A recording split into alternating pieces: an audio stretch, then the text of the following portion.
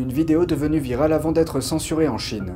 La fille d'un ancien fonctionnaire du Parti communiste s'oppose aux politiques sanitaires du pays.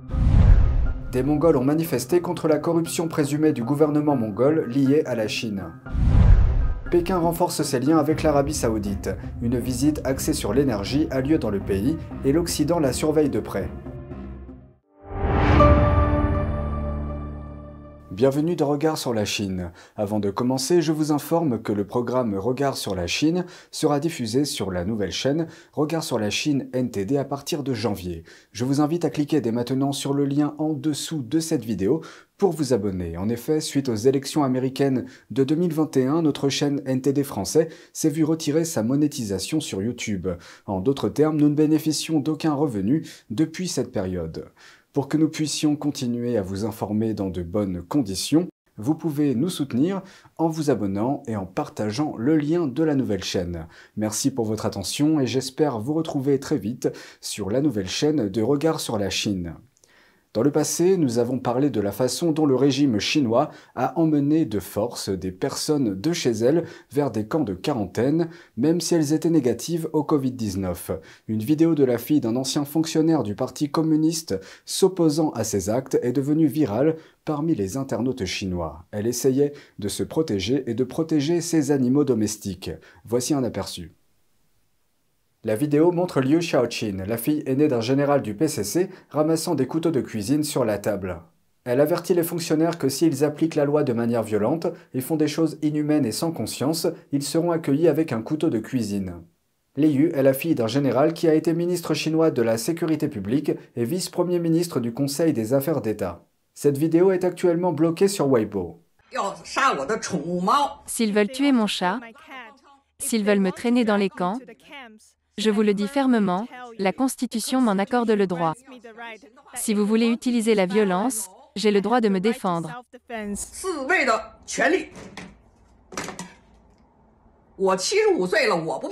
J'ai 75 ans, et je n'ai pas peur de la mort. Bande de voyous qui enfreignent la loi, vous pouvez venir me voir. Si je meurs, je vous emmènerai avec moi. Tous ceux qui violent la loi, qui s'introduisent dans les maisons et qui appliquent violemment la loi, vous serez accueillis avec des couteaux de cuisine. Je vous découperai un par un.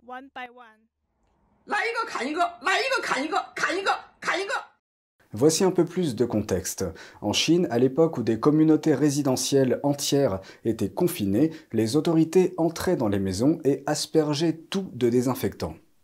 Dans certains cas, elles jetaient la nourriture dans le réfrigérateur et dans d'autres, des animaux domestiques comme les chats et les chiens étaient même battus à mort.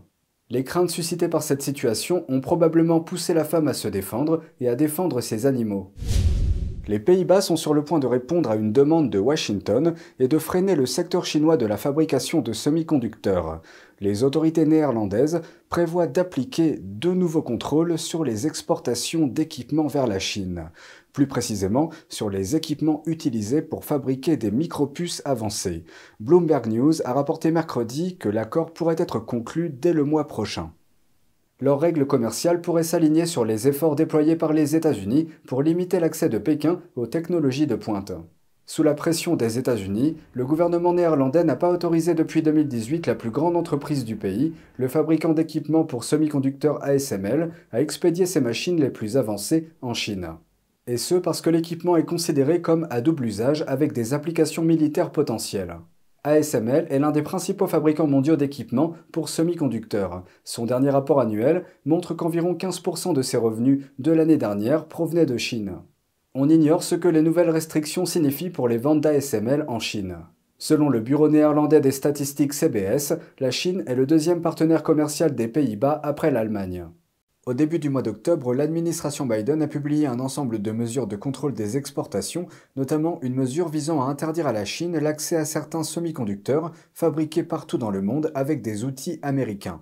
La société ASML est essentielle à la production de puces électroniques. Sans les machines qu'elle fabrique, les fabricants ne seraient pas en mesure de produire un seul semi-conducteur. Ces machines sont utilisées pour la lithographie EUV, une technologie indispensable à la fabrication des micropuces utilisées dans les smartphones, les voitures et les armes. ASML est la seule entreprise à fabriquer ces machines. Pour l'instant, elle n'exporte que des machines bas de gamme vers la Chine. Le premier importateur et le premier exportateur de pétrole du monde s'assoient à la table des négociations pour resserrer leurs liens lors d'une visite de 3 jours qu'ils qualifient d'historique. Mercredi, le tapis rouge a été déroulé pour le leader communiste chinois Xi Jinping à son arrivée en Arabie Saoudite. 2 conférences ont été organisées réunissant au moins 14 dirigeants du monde arabe. Et plus de 30 accords commerciaux, économiques et militaires d'une valeur de 30 milliards de dollars ont déjà été signés. Ce chiffre inclut un accord signé jeudi avec le géant technologique Huawei, malgré les sanctions américaines contre la société chinoise.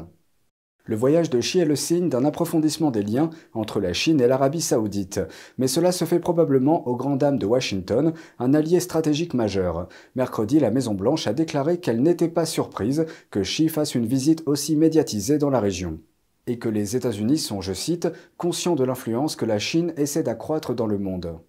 Fort alliée des États-Unis pendant environ 80 ans, l'Arabie saoudite est devenue amère ces dernières années en raison de la présence sécuritaire des États-Unis dans la région.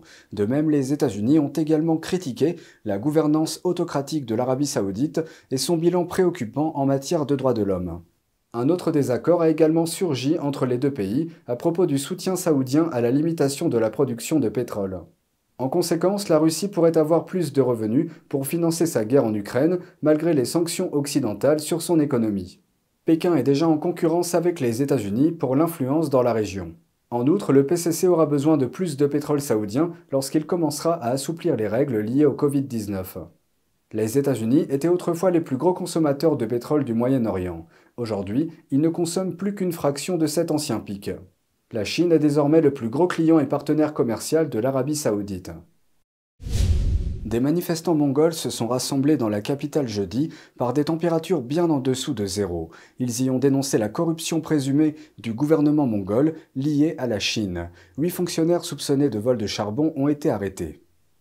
Des milliers de manifestants se sont organisés depuis dimanche, exhortant le gouvernement à nommer les responsables d'au moins 420 000 tonnes de charbon non comptabilisées entre 2013 et 2019. Le gouvernement a déclaré en octobre qu'il avait découvert le charbon manquant après avoir comparé les données d'exportation de la Mongolie avec les données d'importation déclarées par la Chine, son principal acheteur. Ces découvertes ont attisé le ressentiment face à la hausse du coût de la vie et des inégalités. Ces questions avaient déjà déclenché des protestations plus tôt cette année. Selon les données de la Banque centrale, le charbon a généré plus de la moitié des recettes d'exportation de la Mongolie au cours des 10 premiers mois de cette année. Les États-Unis et la Russie rivalisent pour l'influence et les ventes d'armes au Vietnam. Les 2 puissances ont exposé des armes et présenté des modèles d'avions jeudi à l'occasion du premier grand salon de l'armement du pays. Le Vietnam est limitrophe de la Chine au nord, et il est situé à côté d'une zone d'importance stratégique, la mer de Chine méridionale. La Chine a des différends territoriaux dans ses eaux avec le Vietnam et d'autres pays, notamment au sujet des îles Spratly. Par conséquent, s'allier avec les États-Unis est important pour la sécurité du pays. Les États-Unis ont également besoin de cette coopération pour contrer la Chine. Le salon de l'armement dans la capitale vietnamienne a attiré des exposants de 30 pays. Parmi eux, presque tous les grands producteurs d'armes. La Chine est la seule nation à avoir refusé l'invitation du Vietnam. Le Vietnam a exprimé son intérêt pour la diversification de ses sources d'approvisionnement militaire. La Russie est de loin le principal fournisseur d'armes du Vietnam, couvrant 80% de ses besoins. Mais son attrait a diminué au cours des derniers mois. La guerre en Ukraine pourrait restreindre ses exportations de défense et les sanctions pourraient dissuader les acheteurs potentiels. C'est tout pour aujourd'hui, merci d'avoir suivi Regard sur la Chine. On se retrouve demain pour une nouvelle émission. Prenez soin de vous et à bientôt.